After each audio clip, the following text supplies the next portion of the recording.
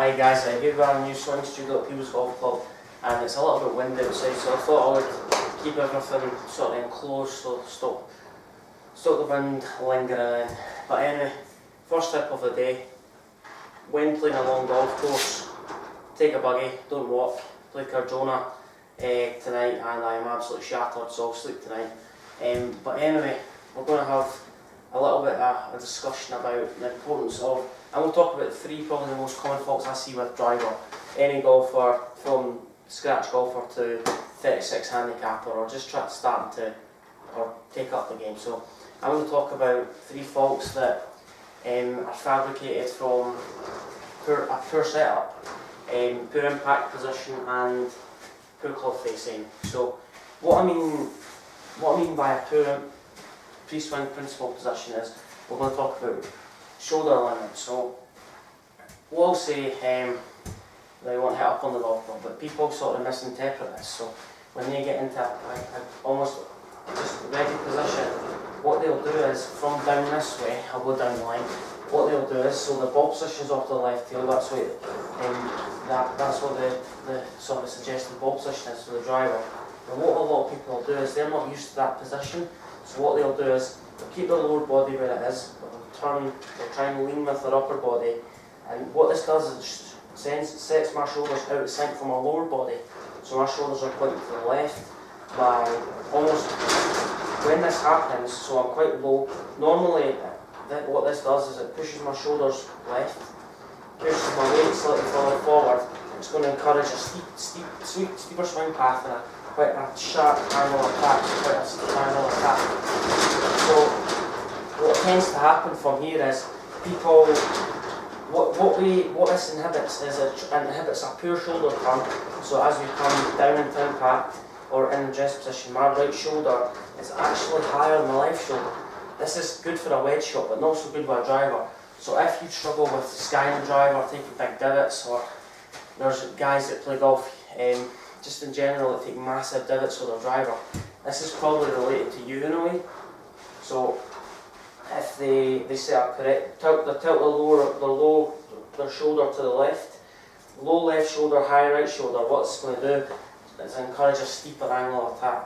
So the lower body is out of sync compared to the upper body. So what we need to try and focus on, so if we set up to a good address position, put our left hand on the club, right?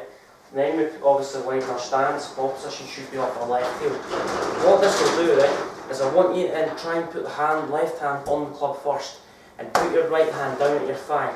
So if you look down the line, if you look face on, my left shoulder is higher than my right, so that will with spine tilt, I'll put more weight on my right foot. What this will encourage is a shallow angle attack and a slight upward hip. So if we're like this, we're going to make contact with the ground before the ball. So you want the club to bottom out after the golf ball. So take your left hand on the club, so thumb down the middle, 2.5 knuckles on the left hand, but put your right hand down your right leg, then slide your right hand on. That's a perfect position. So see how my right shoulder is quite low there, my left shoulder is quite high. This will encourage an upward strike. So another thing we'll talk about is an open club face at impact. So an open club face is probably one of the most common faults related to any golf shot without, but obviously with the driver, with the gear effect, any off-centre strike is going to add more spin to the golf ball, impart more spin on the golf ball, reduce distance and club head speed, so the ball will lose speed from a non-centre strike. So what we need to get into a habit of doing is when we get to the top of the backswing, feel like the club face is square. So if the club face is open, the club face will point towards the ground. If the club face is square, my left wrist and the club face will be in a straight line. So that's closed when the club face points to the sky. Left wrist is almost in a board position like Dustin Johnson style. But I'm not trying to encourage that. So what we need to try and do is when our club face is open open on the downswing, for me, in order for me, so if I was to swing and an into square to in swing path with the club face open to that, it's going to go miles to the right. So what we do in order to compensate for this is we get to the top of the backswing and think, oh, I'm in danger here. So what they do is they try and almost start from the top of the backswing with their arms, and then you get a swing over the top motion. So the more I swing left, the more the ball's going to curve in flight. So initial direction, about 75% or 85% initial direction is dictated with the driver in relation to club face aim. Swing path is about 15%, but I won't delve into too much detail about that. So a good position to work on. So if I take the club back, I want to focus on this glove. So the emblem on my glove, the logo, the foot jolly logo, I want to feel like this points away from the target. So if that points away from the target, that will get me in a slightly stronger left wrist. It'll get me in a bold position. So as I come back down into impact, the club face will be closing. So if you're in a weak position, then the emblem will point towards the ground, and it'll even maybe point towards the target, because you're cupped left wrist, coming into impact, you get a poor position. You're going to get no release of the club because it's in the palm, and you're not going to fully rotate on the club on around the swing arm. So what we need to try and get in a habit of doing is feel like we're trying to get in a position where we're in a close position, glove points away from us, feel like we're releasing that left hand more, so this way the glove face is pointing right up the swing path.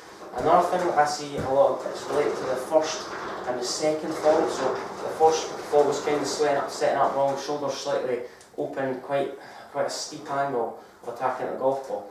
Another one was face aim. This is sort of runs in correlation with that.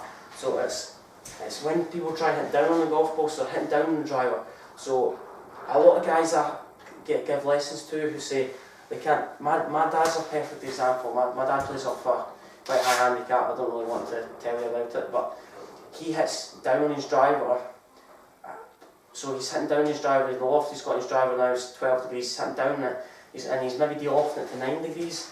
But what he does is with a 3-wood's probably about 17 degrees. He's de-lofting that slightly to maybe 14 degrees.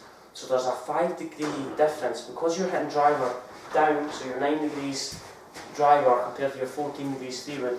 The 14 degrees club is going to always go higher. It's going to carry further. It's going to have less spin in it for somebody that's hitting down the golf ball. So I would suggest anyone that's struggling with the driver that hits a 3-wood, or just check your angle of attack. So if you're hitting down on the golf ball, that's where you're going to get the sky marks. You're going to take 5 divots. So if we come in impact, the club is bottoming out before it's actually reached its low point. So we come down, we're never going to create any power doing that. So what we need to try and get into a habit of doing it is almost feel like we've got a little bit of shoulder tilt. What this will try and do, so if we've got a little bit of shoulder tilt, it'll help us hit up on the golf ball, and it'll increase the club head speed. So if we're down the line, my dad, I was going to say a lot of people hit down on the golf ball with the driver. When you hit down that, you've already got 10.5 degrees of loft. We don't want it to reduce the loft by any more. So if we're hitting say 4 degrees down the way, we're going to reduce that to say 6.5. Once we reduce that to 6.5, we're going to hit it even lower.